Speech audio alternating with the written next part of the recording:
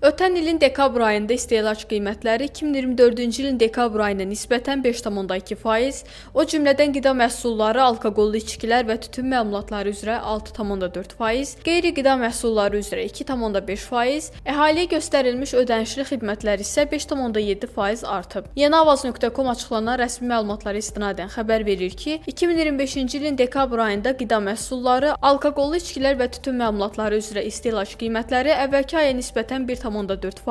yanvar-dekabr aylarında isə əvvəlki ilin müvafiq dövrünə nisbətən 6,8% artıb. Ötən ilin dekabr ayında əvvəlki aya nisbətən ayrı-ayrı qida məhsullarından daha çox bahalaşma manna və qarabaşaq yarmalarının, mal ətinin, balıq və balıq məhsullarının, südün, xamanın, qatığın, pendirin, kəsmiyin, yumurtanın, almanın, armudun, heyvanın, narın, qozun, fındığın, göyərtinin, xiyarın, pomidorun, balqabağın, şirin bibərin, kartofun, şokolad məmulatlarının, ketçup, mayonezin, arağın, ucuzlaşma isə limonun, portağalın, naringinin, bananın, kivinin, ağ kələmin, süfrə çuğundurunun, yerkökünün, sarımsağın qiymətlərində müşahidə olunub.